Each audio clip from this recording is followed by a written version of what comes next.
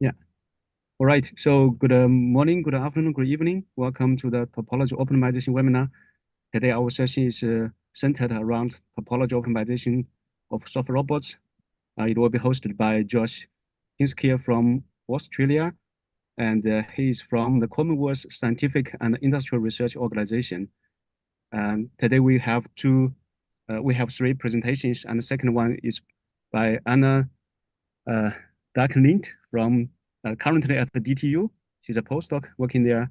And the third one will be given by Prabhat Kumar from India, and he's an assistant professor at IID. All right, so Josh, thank you for hosting the session today, and please take it over. Okay, thank you, Jin. I'll just share my screen.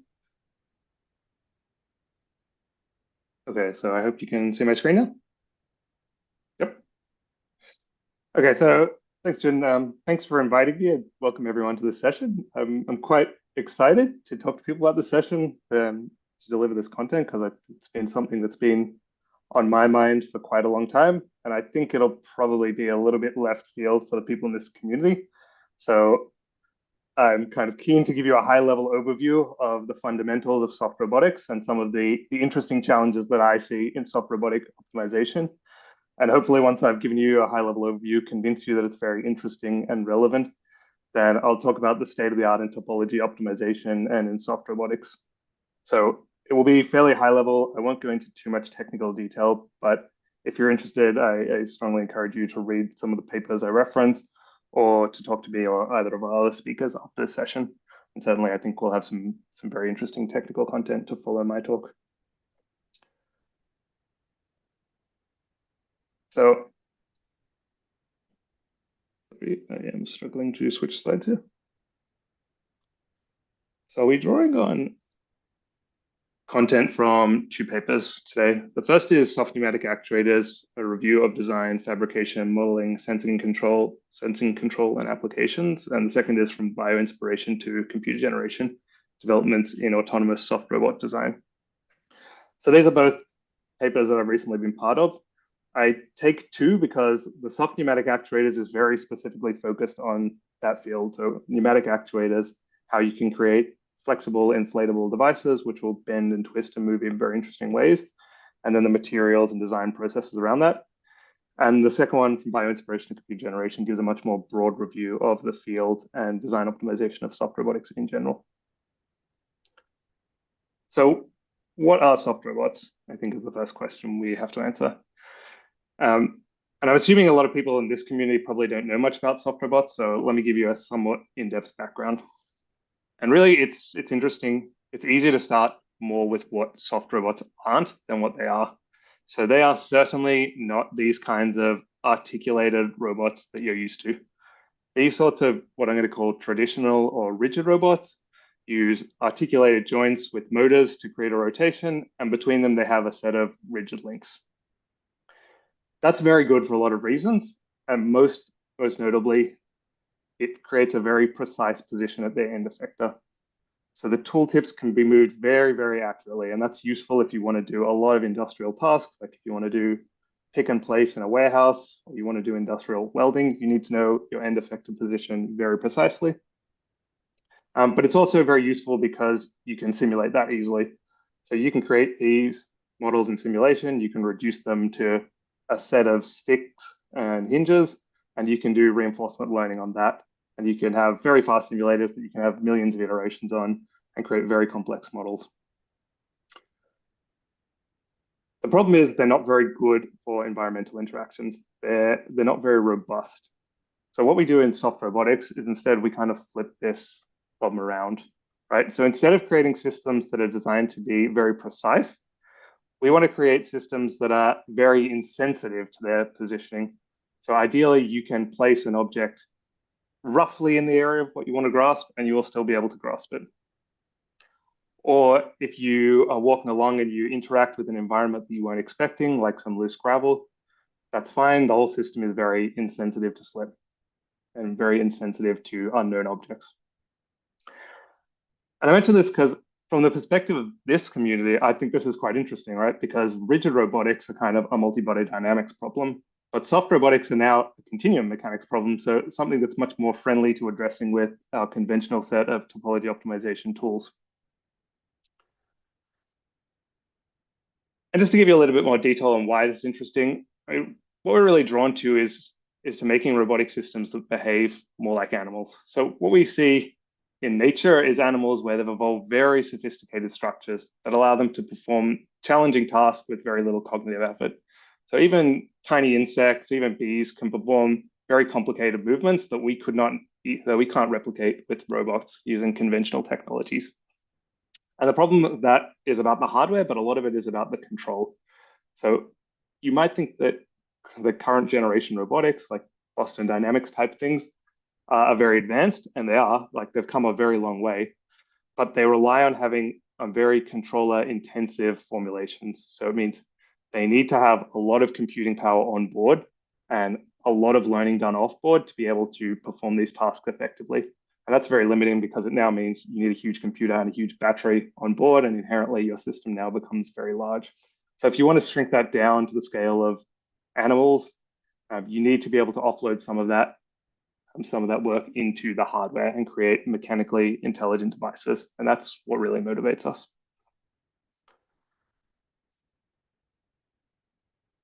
So this isn't just like an abstract kind of problem. These kinds of robots are used in the real world. Most commonly, this is for handling soft goods. So it's very obvious the way you have something that's soft, you want something else with a kind of similar level of stiffness to interact with it, because that'll mean implicitly you can't damage that object because the stiffness of the object being similar to the stiffness of the gripper means that they'll move together.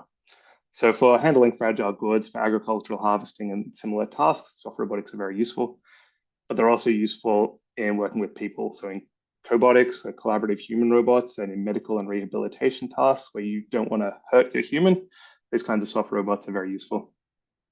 And then the more kind of distant Horizon 2 and 3 sorts of research applications are more in creating these mobile soft robots, which can go out into the world and take samples and navigate and all kinds of cool things that we don't currently have the technology to do, but I'm hoping we will soon.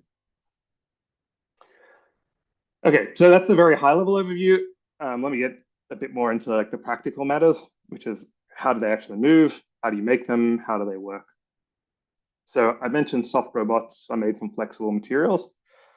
Typically, this is something with an elastic modulus that's kind of in the order of megapascals to tens of megapascals. So we're talking silicons, rubbers, sometimes gels. We're certainly not talking about sort of metals or ceramics. Given that, the most common way to manufacture them is casting. So people will just pour silicon into what's now usually a 3D printed mold. Very cheap, very reliable process. And silicon is great because it's extremely durable. It can stretch 7 times its original length. It'll return to its original position, no problem. It will last forever out in the sun. Problem is it's fairly labor intensive process. So now more and more the field is moving towards 3D printing.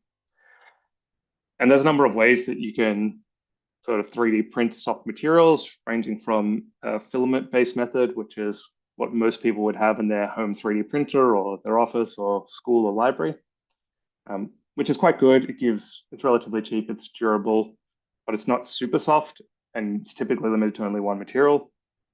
The next kind of best thing would be resin, which is a little bit softer, much higher resolution, and still quite durable, but still limited to a single material. And the real state of the art way is polyjet. The cool thing about polyjet is it takes a set of resins and it injects them at a very high resolution. So injectors similar to what would be in your car engine, but they're spaced about 10 to 20 micron apart. And each of those can have a different material. So you can now blend several materials at a very, very high spatial resolution to create new metamaterials with interesting behaviors. The downside of this method is the materials currently are very poor for durability. So they're great for prototyping. They're very poor for use in the real world.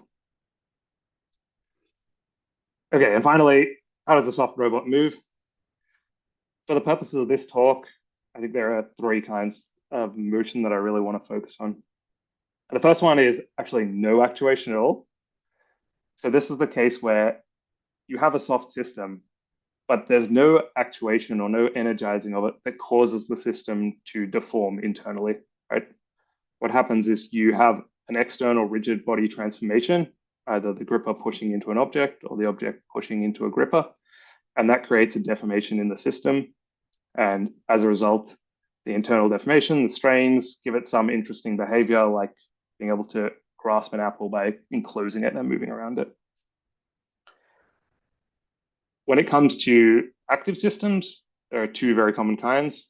One is a pneumatic system. So you have a system usually with a set of bellows, and when it's pressurized, it will bend or twist or deform in some other way that you usually prescribe. And the other one is a cable or tendon-driven system where there's a set of internal cables. When you pull it, it pulls downwards on the tip, and because there's a constraint in the cable routing, it enforces a curvature on the device. So these are all kinds of devices that are quite widely used, and they're also all devices that are feasible to topology optimize. So that's our basic toolkit. What I kind of very quickly want to go over, noting the time, is how we actually design those in practice. Because these are very complicated systems with just about every kind of nonlinearity imaginable. So these have material nonlinearities, these have geometric nonlinearities, they have contact, they have design-dependent loads. They're very complex systems. So in practice, there's a spectrum of ways that these are designed, ranging from completely manual, designer-driven, through to some kind of parametric optimization, to topology optimization, to completely evolutionary methods. So the classical ways to draw inspiration from biology: take a system that you already like a gecko, take a set of off-the-shelf parts like our bending actuator, stick them together, and you get a design that is feasible. Feasible, but not necessarily good. So the problem here is that it's very labor intensive. It requires a lot of trial and error to get a system that actually behaves the way you want, because these are very, very non-intuitive systems. Like, there's a lot of non-linearities. Even to very good designers, they won't usually behave the way you expect. At the complete opposite extreme, there's evolutionary computation and machine learning approaches. These can create very, very cool systems and learn systems which behave like biology, but they're based on very reduced systems of very reduced complexity in their simulation. And that's because you need to run thousands of iterations to make them converge to something that's usable. So typically these use mass spring models, and they abstract away any of the real physics that you need to manufacture them. So there's a number of examples out there in the literature. I've chosen these two because they're two of the rare examples where they were actually manufactured. So on the left one, this is based on VoxCAD. So this is using a compositional pattern producing network, which is a variant of a neural network that produces clusters of voxels with different materials. And it evolves the phase and structure of the robot together to be able to make it move forwards and walk. You can see it's very nice in simulation. Manufacturing it required having arrays of these individually addressable cubes. And in fact, when it was manufactured, not only did it not perform the way you'd expect, but most of the robots walked backwards, completely in the opposite direction of where they were supposed to go. The only other one I found that was actually manufactured was this automatic design and manufacture of soft robots. And this one did walk forwards, but in order to walk forwards, it had to have a pressurized chamber, which could be pressurized and then depressurized cyclically. And that's what induced the motion. Some of the cells were optimized so they were insensitive to the pressurization. Some expanded when they were pressurized, and that created a forwards walking gait. Very nice, obviously not practical in real life. Okay, so that motivates why we need topology optimization, right? We want a solution that's manufacturable. We want something that performs the way it does in simulation. And from one view, this sort of soft robotics topology optimization problem is a lot like a compliant mechanism, which have been extensively researched. So as I mentioned, most of the research in this sort of soft topology optimization area is for soft fingers. So the most convenient way to formulate that soft finger optimization problem is just to look at it as a compliant mechanism, right? So you take a design domain, apply a point load, and then apply some set of surface loads which you can use to approximate your object and set your objective as maximizing the tip displacement. So here you just have a set of external loads, no design dependency. You can treat the whole system as linear, and then you can make it optimized to bend very much like a compliant mechanism. And even though these systems or this optimization is linear, it still generalizes fairly well, even at large displacements, right?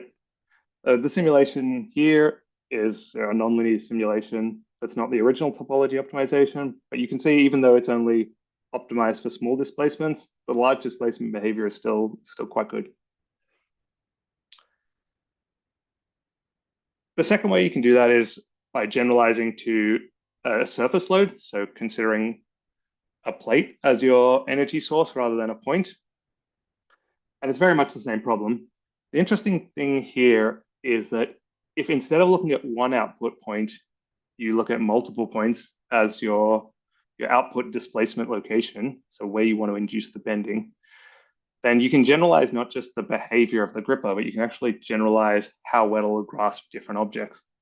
This is a relatively simple formulation, right? It just has two output points and one input load. It's a fairly standard sort of compliant mechanism type optimization problem. And yet, even with a small displacement formulation, when you move it within a large range, it will conform to objects of different shapes, sizes, weights, and it's relatively successful at grasping lots of objects, even with a fairly simple formulation. And then you can start to layer interesting things on top of that.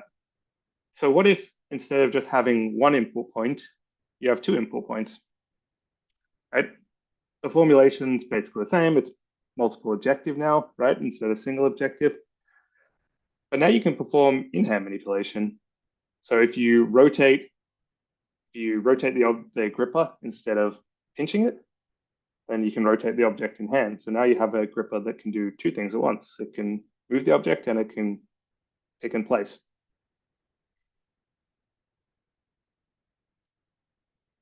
And one other really interesting extension, which I found, was unique as far as I know, I haven't seen anything else like this in the community, was to break up the design domain into several chunks.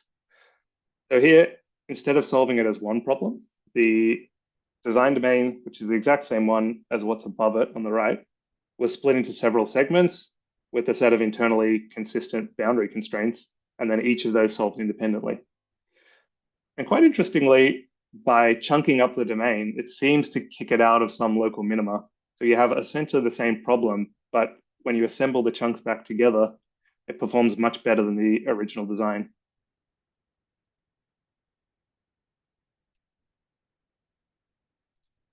All right, so that's displacement-driven soft fingers. The other major class is pneumatic soft fingers. So these are ones where an internal pressure drives the bending or twisting behavior of the soft gripper. The problem here is that you now have a multi-physics problem and you have a design dependency. So if you consider all the features of the problem and you consider the fluid solid domain as moving, then you have to consider how that design dependency affects your final design, and you have to make sure that your design is airtight. That's quite a challenging problem. So the first way that people attempted this was just to assume that the solid fluid interface was fixed. So here you just have an internal cavity, and around it is a specified pressured load. And by assuming that that cavity is specified void and around it is your design domain, what you can now do is create a system where you have an elastic chamber with some constraining semi-solid features. And when you optimize that, you get something that kind of starts to resemble fingers. It has a set of discrete pseudo joints where the actuation is localized and it bends very much like a human hand. And so for that reason, it ends up being used in these rehabilitation fingers. You can do a similar thing in 2D. So instead of optimizing it as a 3D problem, just take a 2D surface, optimize the 2D surface, and then wrap it around a cylinder, which is your pressure zone. And you get a very similar result when you do it in bending. But the interesting thing here is that you can generalize these designs to all kinds of motion profiles. So here they've created soft actuators which not only bend, but also twist. So that's the designs without design dependence, so pressure loads without design dependence. What if you want to consider the moving fluid solid interface? There are a number of papers that have attempted that, including some work from my own, and I think the two speakers to come after. In my opinion, there's a lot of progress that's been made, but all of them are somewhat incomplete. So these two examples, so the top example considers the design dependency, but it doesn't consider the creating an airtight design. So here the fluid solid boundary can move, but it's always constrained by having an external surface which is fixed, which means you can guarantee that the whole design will be airtight. That's fairly limiting, but even with that restriction in place, it does create a good design, but it creates this problem that it can have disjoint internal chambers, meaning that you have non-physical components where the simulation thinks it's pressurized, even though in reality, air can't flow into that region. And the second simulation, the lower paper, is very much the same. It uses a different formulation. It has some really interesting nonlinearities, so it captures much more of the real behavior. But you can see the resulting design has the same problem. It has disconnected regions which should be pressurized, leading to something which is non-manufacturable in reality. And finally, in my own work, which I won't go over in detail because I think Prabhat will talk a little bit about it afterwards, this uses the Darcy formulation, which Prabhat came up with. And my approach here was to create a penalty on the amount of energy being lost. So I'm considering not only the design dependency, but also the external geometry. So we're trying to enforce something that is airtight without explicitly specifying the boundary. And that's quite a hard problem to do. So penalizing the energy lost in the system, it works, but it creates a very complex system to solve, and it ends up being non-convergent most of the time.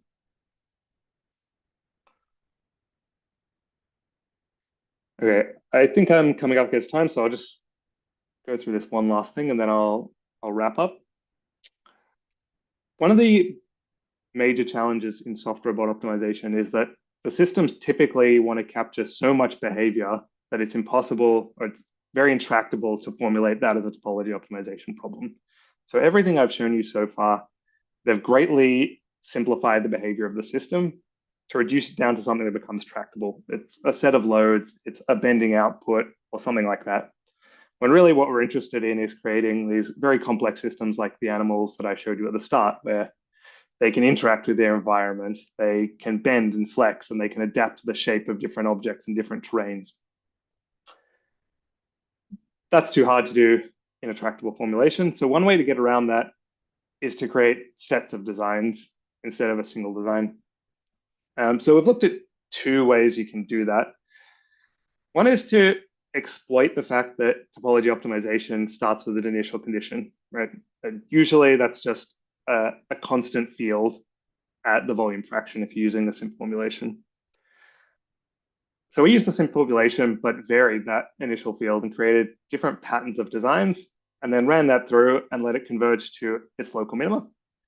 And just by doing that, we created quite a diverse set of behavior that kind of, after varying a few parameters, sat nicely along this Pareto front. And then experimentally evaluated that and started to systematically capture the behavior and try to see which of the features that we optimized for corresponded to features that performed well in our experimental testing. Granted that the optimization cost function was not the same as what we were testing for experimentally, but just an abstraction of that. The second way you can do that is by varying the design domain. So in this formulation, kept as constant initial conditions, but just enforced areas that had to be solid or void. And by doing that, again, we varied where the material could sit within the design domain, and that created sets of different designs, and again, experimentally tested that. The interesting thing in both these cases is that although we were able to find very high performing designs, but they weren't necessarily what we expected. So it just goes to show the challenge of translating this very complex behavior into a tractable cost function. And that's kind of the high level message that I want to leave you with. I think this is a really interesting field. It touches on a lot of problems that I think are faced across topology optimization. But one of the problems that I think is unique to this is that there's an abstraction between the problem you want to solve and the problem you can solve. And so crossing that, what we call in robotics, the reality gap, so the gap between what you can simulate and solve and what exists in reality, I think is a big challenge for the field, perhaps broadly, but really within this soft robotics topology optimization subdomain. So with that, I will wrap up and like to say thank you to everyone at CSIRO who contributed to this work, and thank you to the organizers for inviting me.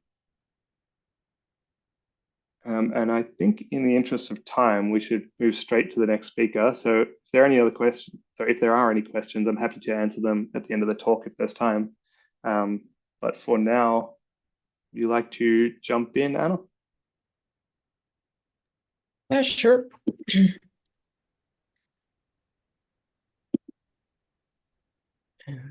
Maybe, okay, yeah. Yes. So, yeah, thank you, Josh, for an inspiring talk. And now I will present. And yeah, my name is Anna Dahlklint, and I'm currently employed as a postdoc at DTU. But before that, I was a PhD student at Lund University in Sweden. And today I will present some of my work during that time, which I did together with my PhD supervisor, Professor Matthias Wallin, as well as Professor Daniel Tortorelli from Lawrence Livermore National Laboratory in the US. And yeah, the title of my talk today is Simultaneous Shape and Topology Optimization of Inflatable Soft Robots. Oops. And yeah, luckily for me, Josh very nicely presented the subject of soft robots to you now before. So therefore, I won't dwell more into that, but rather say here that, like Josh also said, these soft robots obviously depend or have to do these large motions to do what they aim to do, so to say, and also they rely on the hyperelastic nature of the involved materials here. Such that not too much damage occurs at material level, such that the models can do this repetitive motion that you can see here in these videos. So therefore, in this work, we employ a pretty standard finite strain deformation framework, and without going into too much details here, we want to also be able to model the near incompressibility of the often involved rubber-like materials. So therefore, we follow Sussman and Bata here and introduce a nearly incompressible finite strain framework in which both the displacements and the pressures are interpolated in the finite elements. And also, of course, we then employ a standard hyperelastic constitutive assumption for the underlying materials. And well, in this work, we consider inflatable or pneumatic soft robots. And as the title hints at, we introduce a simultaneous shape and topology optimization approach. And this we do since we want to be able to accurately model this pressure loading or fluid gas interaction with the soft robots.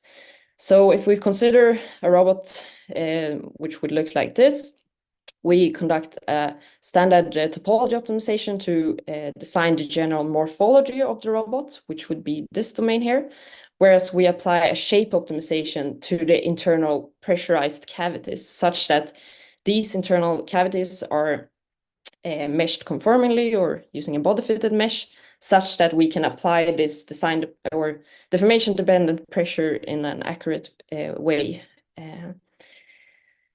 So our topology optimization follows a very standard formulation in which is the density-based one, in which we introduce our density field denoted C here.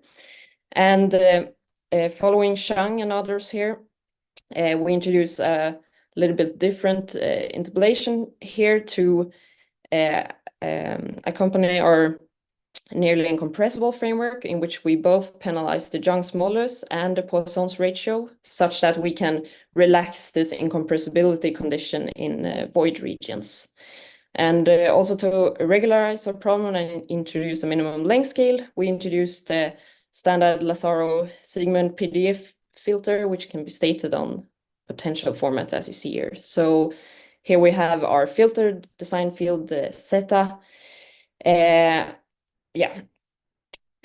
the other hand, our shape optimization is a nodal-based one, which means that we introduce a fictitious displacement field denoted D here, which can then morph or deform the bodies or the boundaries which we want to shape optimized into their optimized configurations. And here we must also regularize this shape optimization problem, since otherwise we will obtain jagged boundaries where we want to conduct our shape optimization. So here we follow Scherer and others, which had the idea of thinking of this shape optimization problem like another hyperelastic problem, in which we introduce another filter here, which is can also be written on potential format, like you see here, which of course can be seen to correspond or look pretty similar to the previously introduced topology optimization PD filter, except that in this case we have some kind of strain energy density here, which regularizes our shape. And also we have another term which then should make the filtered field psi here become very similar to our design variable field D. And by minimizing this potential and writing it on strong form, we can see that this, of course, doesn't look anything else than the standard balance of linear momentum, and that we have this Robin boundary condition through which our design displacement field D here drives our filtered field psi. And in our formulation, we assume that this shape optimization PDE filter does not depend on the topology optimized filter field. So in other words, if we have this initial domain that you see here, and we want to shape optimize this internal boundary here, we assume a homogeneous density outside, and then we impose our design shape variables and filter to obtain this internal boundary that you see here instead.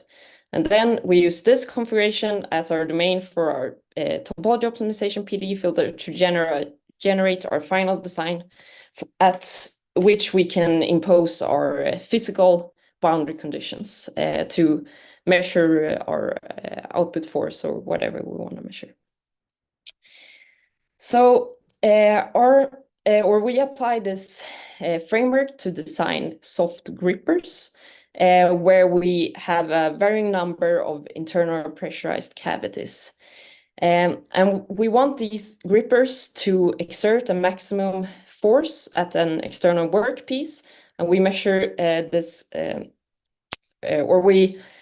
introduce a somewhat rudimentary contact method here to model this interaction with the external workpiece in the form of a nonlinear springs here.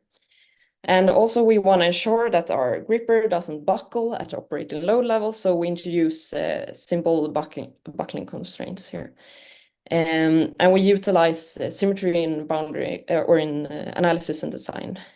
So the topology optimization is then applied to design the general morphology of the gripper in this case, whereas the shape optimization should then morph these pressurized internal cavities into their optimized configurations. And here you can see a few of the numerical examples we obtain where we increase the complexity here of the design by varying the number of internal cavities from 4 to 10.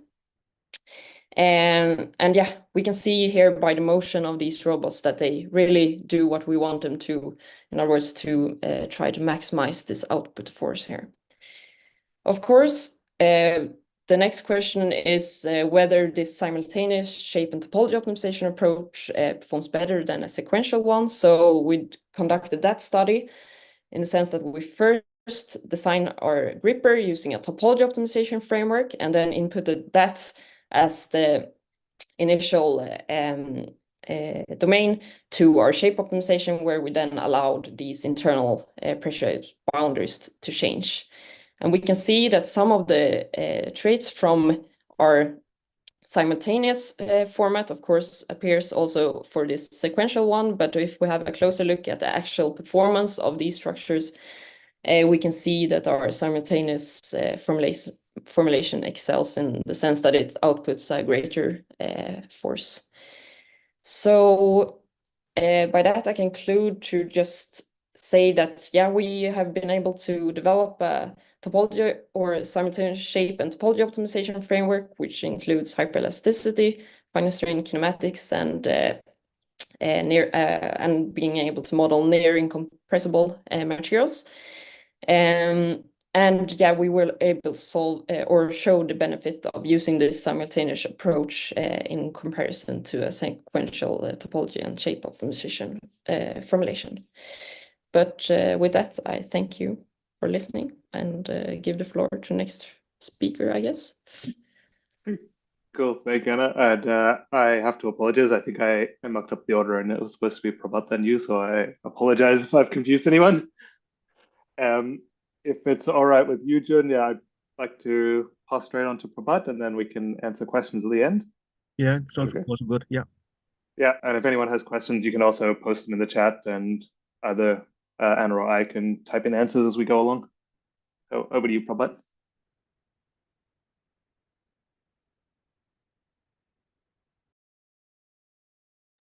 Hi, everyone. Thank you very much for giving me this opportunity. So as Jos and Anna talk about soft robots and complexities around it, here we are going to present a simple Matlab code. Which is not so robust in the sense that we are not taking care of all the complexities like material geometrical nonlinearities, but is in linearism we are going to consider and we are going to develop a Matlab code here. So for developing the code, we need two things to be clarified first. So how to model pressure load, and then for soft robots part, how we are going to perform objective, how we are going to define objective. So let us move forward. So now question is, what is a design dependent load? To understand this fact, I've just taken three cases. The simple one is just take simple 4 flasks and keep water in that. So if you see that the cross-section areas are different. So as soon as cross-section areas are going to change, the pressure experienced by those surface where the water is there is going to change. So it's going to depend, design dependent load means it's going to depend upon the surface, shape of the surface. And also just now we saw, it's also going to depend upon the topology. Like we talk in Anna presentation, that it also depends upon topology. Like we have different types of different holes, then topology different. In that case, the design dependent load also going to depend upon shape and topology. And one of the other aspect is it's going to depend upon the deformation profile. Let's say this is the cantilever beam. You apply a load here. And there could be two scenarios. The cantilever will just deform, your force is constant. Force is constant means it's not going to change as with the direction and magnitude. But when you go, when the force is going to follow the deformation profile, in that case, the partial F over partial U, where U is a displacement, is going to exist. So that scenario is called floor forces cases, which we need to consider when we want to consider the large deformation mode. But the case which we are interested in is here, topology optimized. So yet another aspect is that where your pressure load or load is going to depend upon the design variable. So there, it means that the location and direction and somewhat, in some cases, magnitude also may vary as your design is going to evolve. So these are some of the aspects we can consider when you think about design dependent load. So in our environment, you can see there are many types of design dependent load. Some of them like soft, self-weight, thermoelastic load. These are some of the design dependent loads. Now, question is, when you want to model this load, how to model in topology optimized? So for that, we introduce discuss what are the challenges they are going to pose when you try to model. So first challenge is how to relate your pressure load, the design variable. Generally, what we do in topology optimization, we have a design domain, discretize the design domain, then solve the associated partial differential equations to find that. So as soon as you do that, then we locate each element or node to a design variable. So it's mean that when you apply pressure load or design dependent load, it's going to vary with the design variable. So how we are going to locate, how we are going to relate between them. And then when apply a load, we have to have boundary. Otherwise, we are not going to apply. We are not going to see where the load is applying. So we have to have either implicitly or explicitly defined boundary where you want to apply the load. And again, in the discrete setting, we need to convert the smear pressure field or pressure field into the total loads. And also, because the load is going to change as per location direction, we are going to have the load sensitivities. So what is the meaning of load sensitivity is that, so we'll have partial f over partial rho I, it's not going to be 0. So when your load is constant, it's always 0 with respect to design variable. But when we have design dependent load, this term partial f over partial rho I is going to exist. So we have to take care of this during optimization. So to model the pressure load, we have used this method proposed in this paper, the Darcy law. So this paper was presented by Matthias Langelar in top webinar 3. So audience can look into that for more detail. Here, just I have given 3 points to complete the PPT. So this in this paper we use Darcy law with conceptualized Janus term to model the pressure load. In the sense we are trying to relate pressure load to the design variable. So get a simple when you solve this partial differential equation, you get a simple algebraic equation after converting to FEA using FEA. And then here is flow matrix. This flow matrix contains 2 parts, one from Darcy, one from conceptualized Janus term. Then we can solve, then we get a pressure field. Then we convert this pressure field using this transformation matrix to a nodal force. Now we have 2 equations which can be solved. So from here we get pressure, from here we can get F, and eventually we can get U. So therefore we have both the state variables, pressure and U. Then we can formulate whatever optimization problem we want to formulate for the linear or any objective depending upon the problem, and then we can solve. So here I'm just showing one example for a load bearing arch design where pressure is applied here and it's fixed. And if you apply this Darcy law with the Janus term, we get very nice optimized design. So this is how pressure is evolving. Now we know how to model pressure for a soft robot. Now, second part is that how we can going to find objectives for the soft robots. As Josh was talking, we can correlate between a compliant mechanism soft robots. So here I have taken just gripper example. In the case of gripper, what you want? You want both the jaws to come together and grip some objects. So when it's going to grip some objects, there will be some stiffness from that object. So that is called workpiece stiffness. That also going to play a crucial role when you want to design a compliant mechanism of soft robots. So the function of soft robots is quite same as compliant mechanism in some of the cases. Therefore, we can adopt the method available to design compliant mechanism into soft robots. Only we have to change the force depending upon the force. Like here, if you want to use pneumatic load, you have to have a way to model such loads in your topology optimization. And also when you go for topology optimization in compliant mechanisms, there are many problems. I'm not going to discuss all those problems, but one of the problem is like we get point hinges, localized hinges. To get rid of that, the very nice method proposed by Ole Sigmund, like robust formulation, which is used in this Matlab code, where we have 3 types of design, which also when we go for compliant mechanisms, then we only have to consider blueprint and iterative design. We don't have to consider all these 3 designs. Then we can use this robust formulation to formulate the objectives. Now, for design dependent load, we have the method available. For soft robotics, we can use the existing compliant way of objective, then we can formulate our objective formulations. So this is our objective. We want to maximize the output deformation. These are the state equations. So first equation come from our Darcy. Second is our structural solve. So from this we can find pressure and displacement.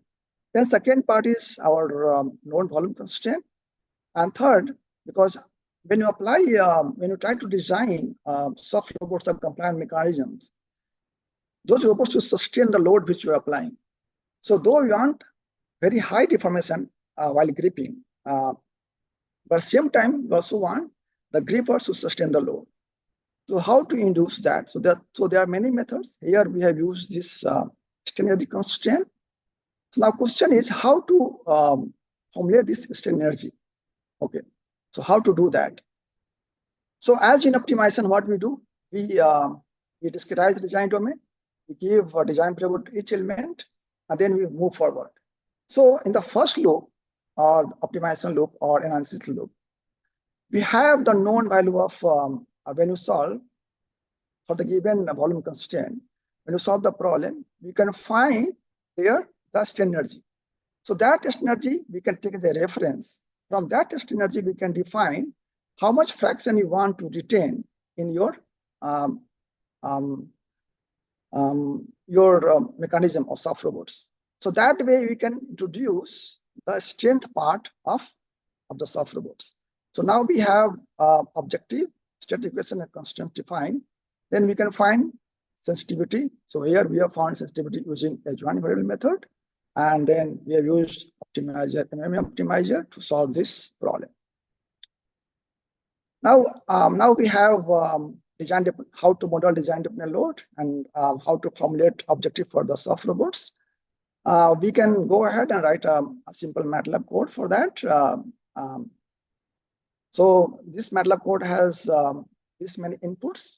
So this first is number of element in x direction.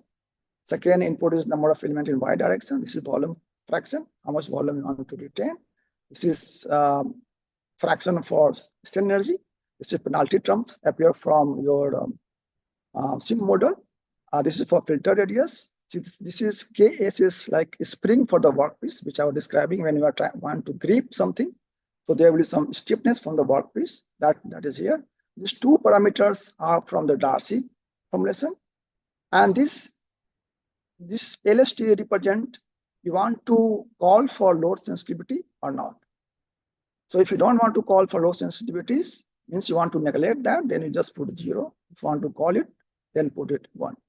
So this is beta max and this del RBS, these two parameters, but is related to our robust formulation, and the last one is maximum number of iterations.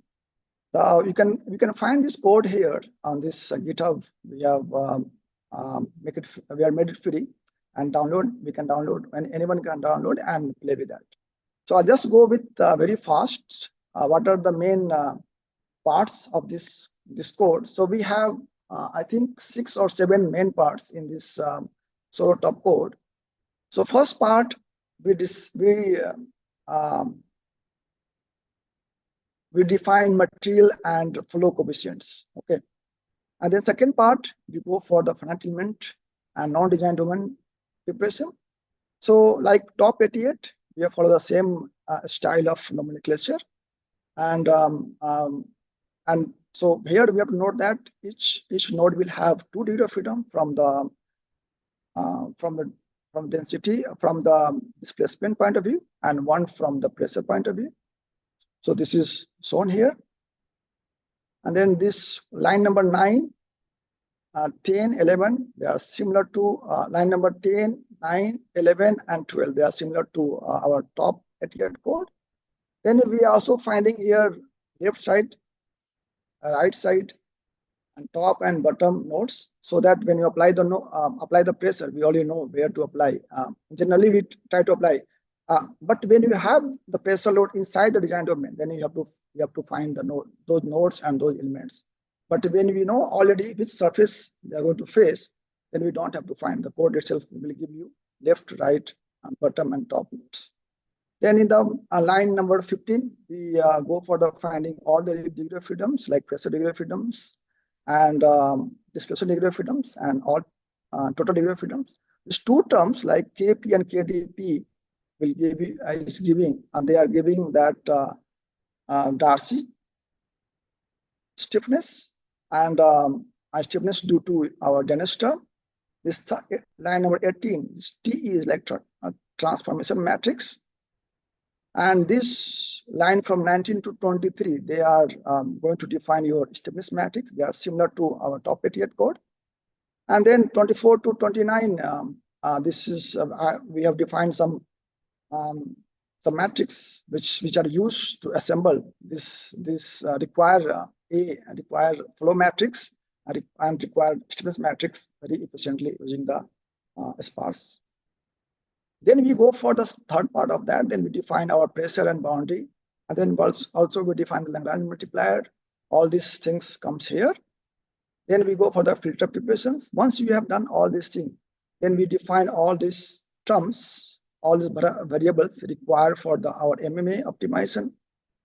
After defining that, we use the default setting of MMA for the min-max formulation.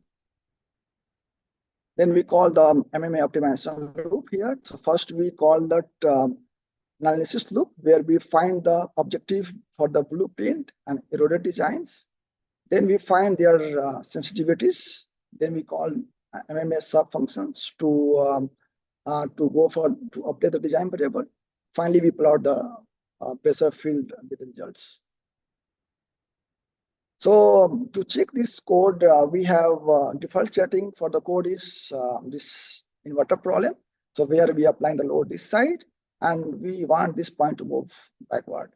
So when we consider the load sensitivity term, we can see this result is from load sensitivity term. If you don't consider load sensitivity term, then we get this result. So we can see that when we consider load sensitivity term, I mean that LST equals to 1, then we get very nice chamber, pressure chamber, which can apply and then it can inflate this design such that this point can move backward. But as soon as we put load sensitivity equal to 0, we don't get such big chamber for the problem. So we notice same thing for that gripper soft robots also. When you put LST equal to 1, we get nice big chamber. If you don't have, then we get close to our traditional compliant mechanism paper design. So to show the efficacy, we also borrow one problem from this paper and try to take half part of it. And then we formulated the problem as per mentioned in the paper and try to solve. So this optimized problem, which we got from the solo top, is quite similar to what they have got in the paper. And then this part can be assembled, can be made together, and we can extend in the three-dimensional case, and we can get nice gripper example. So if you see, then we can refer this paper to see how they have done this gripper example for this problem. So these are some of the references which are important for this solo top, to develop the solo top. Thank you very much. So I'm open for the question. Cool. Thank you so much, Prabhat. And we have a few minutes remaining, so if anyone has a question for Prabhat or indeed for Anna, please feel free to just jump in.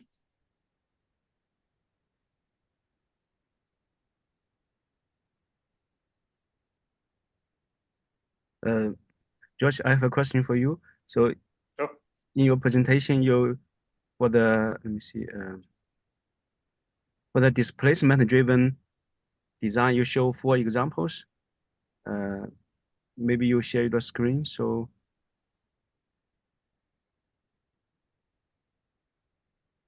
Just give me 1 second.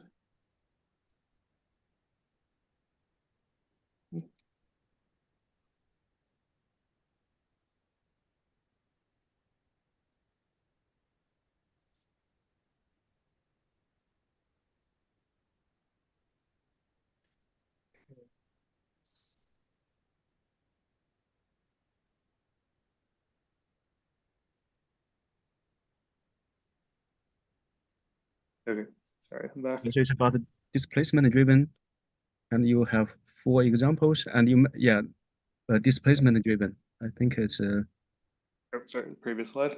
yeah. So here on the bottom right, you see this one with different segments, it performed better. So I'm wondering how, based on what criteria it is performing better. Yeah, so you probably would have noticed throughout my talk, I was very loose with meant to perform well, right? And that's kind of because of the problem that I was talking about. Yeah. I think it's some length, right? But it's very hard to assign a cost function to what you're talking about because it's not a single objective. In fact, it's not even multiple objective. It's a very coarsely defined set of parameters that you want. So in this case, when I'm talking about, when I talk about and when the authors of the paper, which is not my own, talk about performing better, it's shape adaptivity. So you can see in the images on the right, like these fingers were able to bend and flex in multiple locations, which meant they adapted very well to objects of different shapes, sizes, and weights. It's perhaps a little bit hard to see unless you have a big screen. But these top objects, they were very heavy, like several kilos. And even awkwardly shaped objects, like ones that bent outwards, had kind of convex or concave shapes. They adapted to them very well, and as a result, we're able to grasp them better. I see. So it conforms to different shapes better. Okay. And this is not formulated in optimization, but just as a result of this formulation, it is more conforming to the geometry. Interesting. Yeah. Thanks. But it's an interesting thought, right? Like, can you optimize things in chunks and subdivide the design domain and change the result in that way?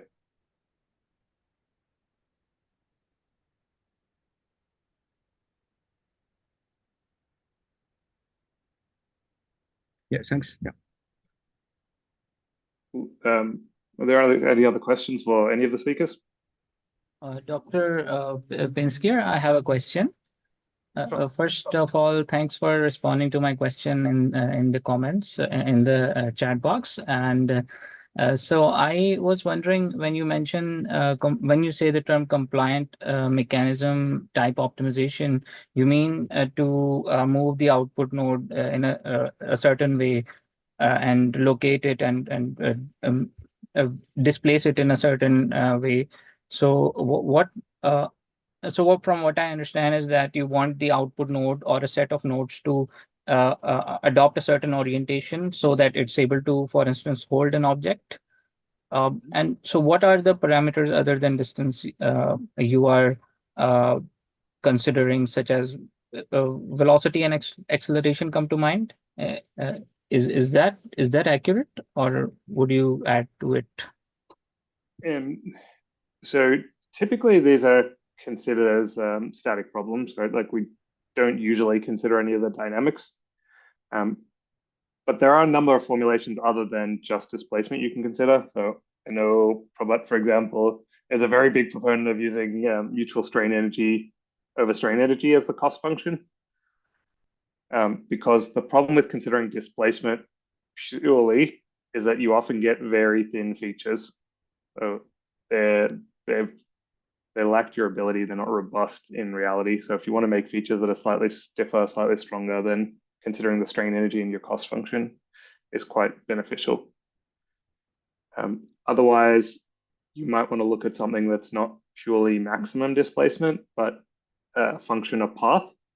So having several nodes along the output and then optimizing them to deform to a particular path or trajectory or shape.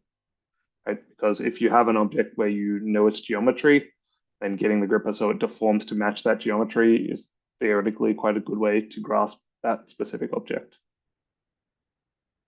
Right. As with everything, it doesn't necessarily translate that well into reality, but in theory, having that shape following or path following is quite good. Right. So when you say optimize the strain energy, elastic strain energy, you mean to hold an object and to not, for instance, put too much pressure on it? It's to guarantee Yes. So the goal is to maximize the amount of energy that you can output at a particular location, right? All right. So rather than Okay. minimizing the compliance of the whole structure, you want to have it local. Got it. Thanks a lot for the clarification. No problem. We are just about on time, so I think that's a good time to pass back to Jun and say thank you everyone for coming, and thank you to our speakers, Anna and Prabhat.